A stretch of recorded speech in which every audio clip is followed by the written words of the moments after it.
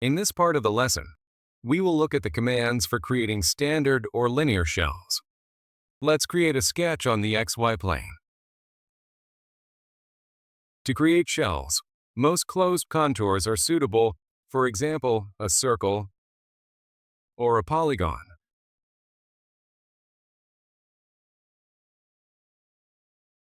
As well as unclosed arcs.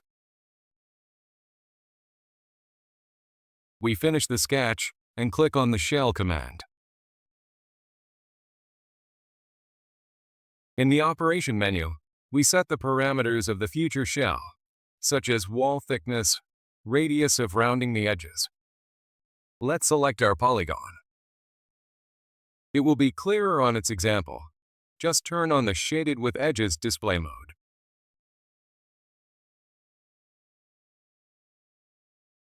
As I mentioned, we can set the wall thickness,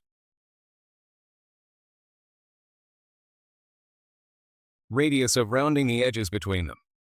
For shells built on an arc or circle, the rounding radius does not affect anything, as they have only one edge and there is nothing to round it with. In the Direction field, we can choose the way to set the element. If we choose the surface, then we need to specify the surface up to which the sketch will be extruded. And if distance type is selected, just specify the direction and height of the element.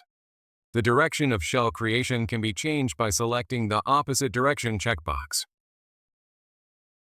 Other elements will be more conveniently shown on a shell created from a circle, so we will change the sketch selection.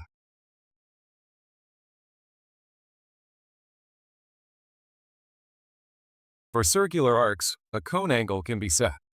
For instance, let's specify 10 degrees. The edge of a joint field is responsible for the placement of edges. Let's switch to a top view for clarity and increase the thickness a bit. Now, if we remove the check, the edges will become parallel to each other. As we see now, they are angled, and now they become parallel. The next is Edge of the Base field. When creating shells with the inclination, the top and bottom edges remain perpendicular to the side surface and get a slight tilt. And if we need to align them parallel to the sketch plane, we remove the check from this option. Let's return to isometric view. In the Gap field, we specify the necessary gap between the edges of the shell. It is specified in millimeters. For example, we set 10 millimeters, and the gap increased.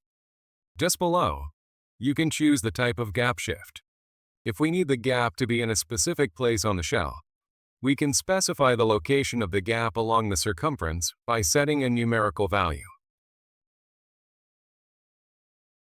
We can also choose ratio, when the location of the gap is determined by the percentage ratio of the circumference length, or we can choose angle, for example, 45 or 180 degrees.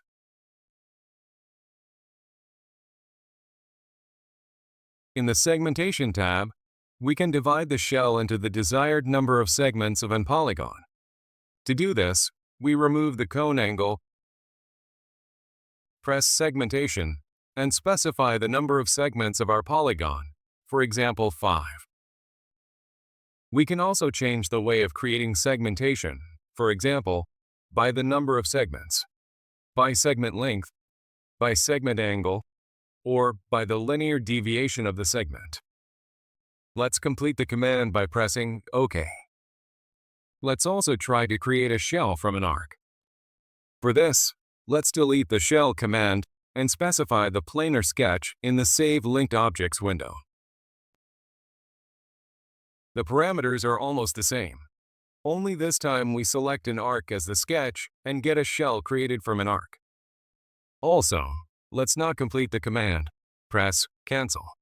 Since for demonstrating the next command of creating a ruled shell, we will need this sketch and another one.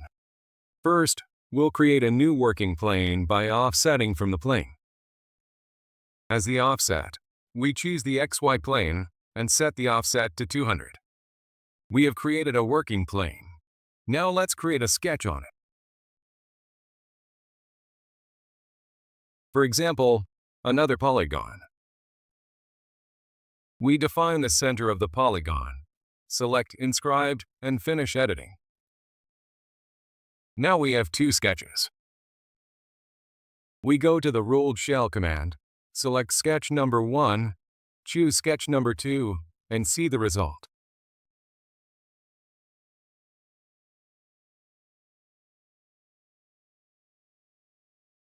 This function allows creating a shell with a changing cross-sectional shape.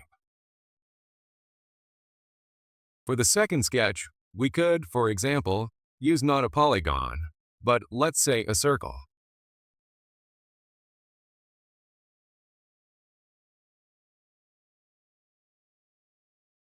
We reselect sketch 1 and sketch 2.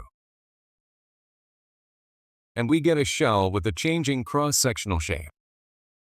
A handy feature if you need to transition from one geometric shape to another. Thank you for your attention.